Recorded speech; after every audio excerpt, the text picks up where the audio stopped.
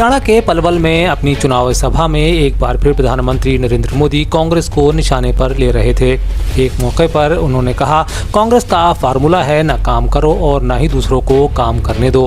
कांग्रेस की राजनीति झूठे वादों पर सीमित है, जबकि भाजपा की राजनीति कड़ी मेहनत और परिणाम दिखाने पर केंद्रित है।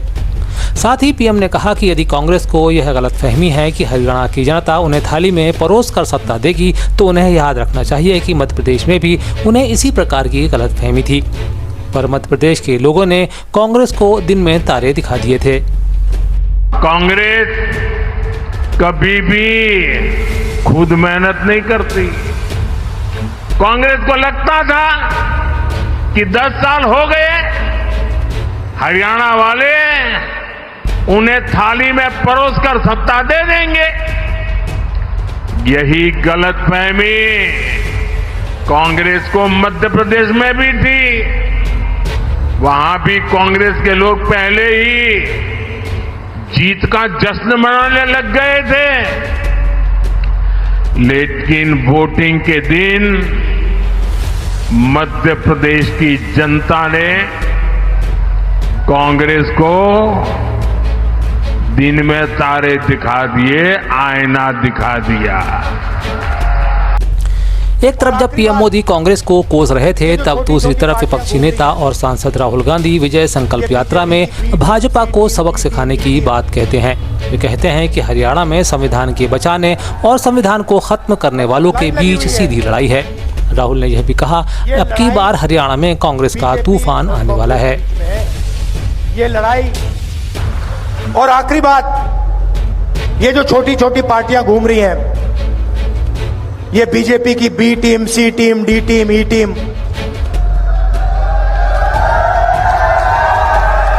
मतलब लाइन लगी हुई है। ये लड़ाई बीजेपी और कांग्रेस के बीच में है। ये लड़ाई संविधान बचाने और संविधान को खत्म करने के लोगों के बीच में लड़ाई। कहना नहीं चाहिए, मगर यहां पे कांग्रेस का तूफान आ रहा है।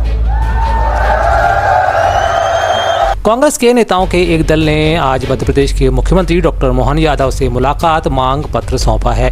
इस दौरान सीएम के साथ बैठक में सोयाबीन की खरीदी 6,000 रुपये, किसानों को धान का 3100 और गेहूं का मूल्य 2700 रुपये मिलने, प्रदेश में बढ़ते महिला अपराध एवं विधायकों को मिलने वाली विकास राशि में भेदभाव बाबत एवं जनहितैषी विषयों पर विस्तृत चर्चा भी की गई। जानकारी देते हुए मध्य प्रदेश के मुख्यमंत्री ने कहा कि मध्य प्रदेश के विकास के लिए जरूरी है कि सभी विधायक और क्षेत्र के प्रतिनिधि अपने क्षेत्रों में विकास पर फोकस करें। उन्होंने कहा कि मैंने चर्चा के दौरान विपक्षी नेताओं से कहा है कि विकास के लिए हर संभव मदद की जाएगी। आज यहाँ मेरे सीएम ऑफिस में कांग्रेस के नेता प्रतिपक्ष और सारी विधायक आए, उनके क्षेत्र की समस्याओं को भी सामने रखा। प्रदेश के विषय में भी उनसे मेरी बात हुई। हमने कहा कि सकारात्मक विपक्ष प्रदेश की उन्नति के लिए भी बेहतर काम करेगा। सरकार द्वारा जो किए जा रहे कामों के बारे में भी मैंने परस्पर चर्चा की है।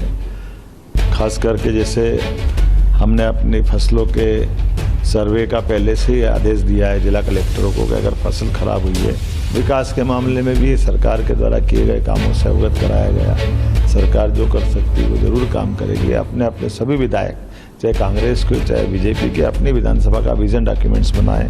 5 साल में वो अपनी विधानसभा में कहाँ ले जाना चाहते हैं और उसमें हम समान रूप से सारे विधायकों की मदद करेंगे। मैं उम्मीद कर रहा हूँ कि आज के दौर में जब मध्य प्रदेश को आगे ले जाना चाहते हैं यशस्वी प्रधानमंत्री के नेतृत्व में, तो हम अपने मध्य प्रदेश की आर्थिक व्यवस्था भी 5 साल में डबल करने वाले हैं। इस प्रकार से विकास के मामले में मध्य प्रदेश देश का नंबर 1 राज्य बने, इस प्रयास में हम लगे।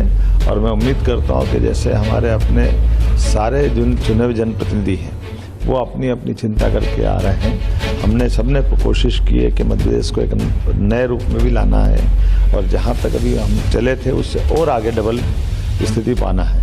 तो मैं उम्मीद करता हूं कि आने वाले समय में विकास के इसी क्रम को हम जारी। दूसरी तरफ नेता प्रतिपक्ष उमंग सिंघार ने मुलाकात को लेकर बताया कि जिस प्रकार मध्य प्रदेश में अपराधों का ग्राफ बढ़ रहा है, उससे कानूनी व्यवस्था ठप हो गई है। बच्चियों से लेकर बुजुर्ग भी प्रदेश में सुरक्षित नहीं है। प्रकार से दलित, आदिवासी और महिलाओं पर अत्याचार हो रहे, बलात्कार हो रहे, माइनॉरिटी पे जिस प्रकार से सांप्रदायिकता के नाम पर जिस झूठे मुकदमे किए जा रहे हैं, विधायक और समर्थकों पे झूठे, इस पे भी हमने बात करी।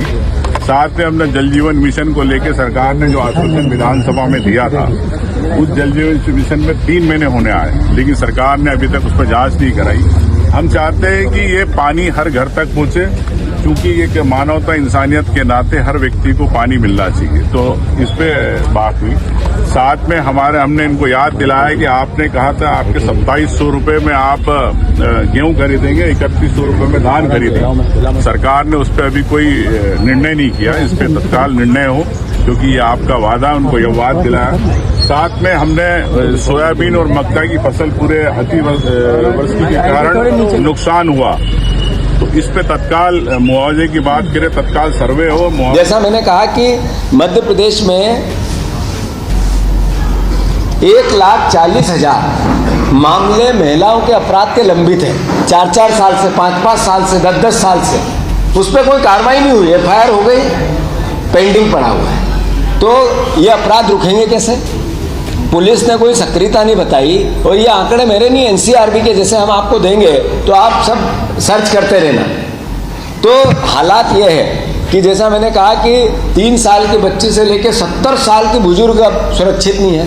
लाडली बहना, अरे लाडली बहना को 1200 रुपये देंगे और 5,000 रुपये उसके पति से बिजली का बिल लेंगे और वोट लेंगे।